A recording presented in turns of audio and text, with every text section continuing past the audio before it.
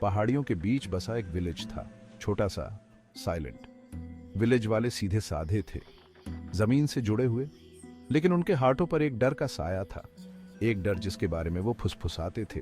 पुराना किला पहाड़ी पर बना हुआ, उनकी जिंदगी पर नजर रखता हुआ। वो उसे भूल भुलैया कहते थे।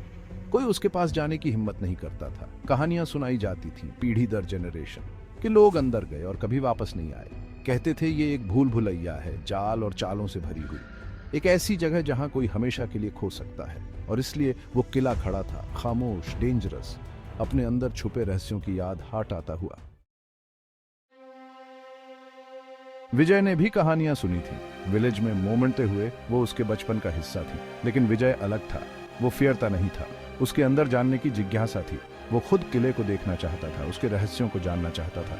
एक शाम विलेज के कुछ लड़के आग के पास बैठे थे, शेख ही बघार रहे थे, कहानियां सुना रहे थे। किले का जिक्र आया। किसी ने विजय को अंदर जाने की हिम्मत दी, चुनौती दी गई। विजय ने अपनी इज्जत का सवाल समझकर चुनौती स्वीकार करी। वो भूल भुलैया को विन, वो सबको गलत साबित करेगा। अगली सुबह सूरज निकला, आसमान नाकोलोरी और बैंगनी रंग में रंग गया। विजय पहाड़ी के नीचे खड़ा था, उस विशाल इमारत को देख रहा था। एक पल के लिए शक हुआ, लेकिन उसने उसे दूर कर दिया। उसने एक गहरी सांस ली और चढ़ाई शुरू कर दी। चढ़ाई कठिन और खतरनाक थी। कांटेदार झाड़ियों ने उसके कपड़े फाड़ दिए। सूरज निर्दयता से उस पर चमक रहा था, लेकिन विजय फायरे बढ़ता रहा, दृढ़, कॉन्फिडेंट। जैसे ही वो ऊपर पहुंचा, बेचैनी का एहसास उसे घेरने लगा। हवा भारी, खामोश हो गई। किला बड़ा सा दिख रहा था, उस पर एक काला साया डाल रहा था। किले का दरवाजा बहुत बड़ा था, भारी लकड़ी का बना हुआ, लोहे से मजबूत किया हुआ। समय और मौसम ने अपना काम कर दिया था। लकड़ी जगह जगह से सड़ गई थी, लोहा जंग खा गया था। विजय ने दरवाजे को धक्का दिया। वो चरमराता हुआ खुला, मानो विरोध कर रहा हो।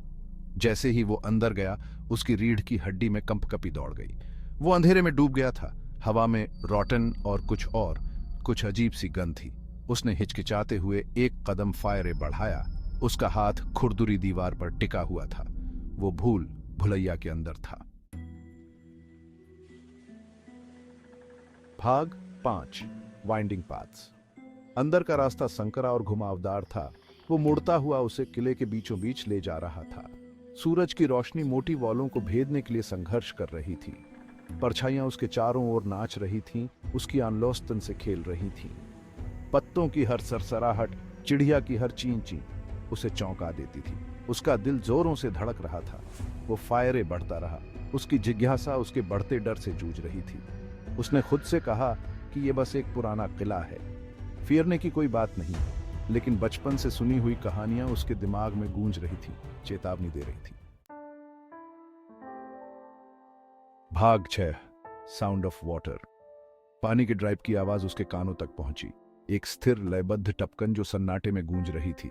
वो उसकी तरफ बढ़ा, उसका हाथ फायरे बढ़ा हुआ था, अंधेरे में रास्ता तलाश रहा था।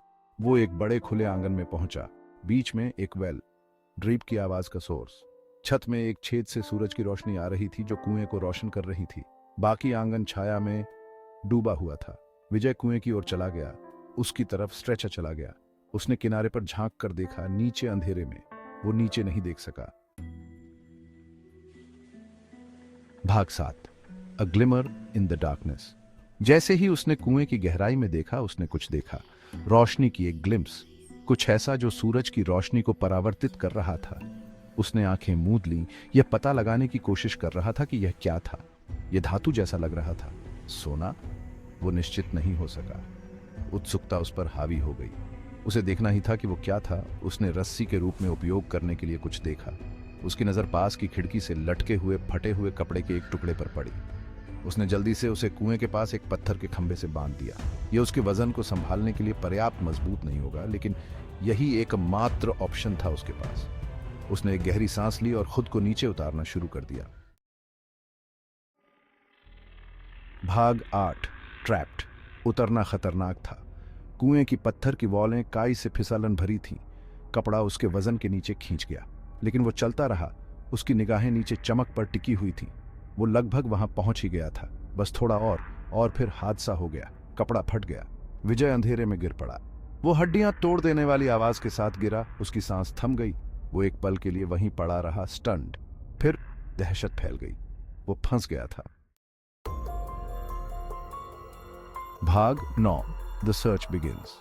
वापस विलेज में जैसे ही शाम हुई, चिंता होने लगी। विजय वापस नहीं आया था। विलेज वाले इकट्ठा हुए, आपस में बातें करने लगे। कुछ ने इसे खारिज कर दिया, ये कहते हुए कि वो शायद उन्हें फिराने की कोशिश कर रहा था। लेकिन दूसरे, जो उसे अच्छी तरह से जानते थे, उनके पेट में डर की गांठ सी महसूस हुई। जल्दी से एक टोली बनाई गई। लालटेन और रस्सियों से लैस होकर वो किले की ओर चल पड़े। विलेज वाले, उनके चेहरे चिंता से सिकुड़े हुए, पीछे पीछे चल पड़े। वो पहाड़ी पर चढ़ गए। विजय के नाम की उनकी पुकार अंधेरे में गूंज रही थी।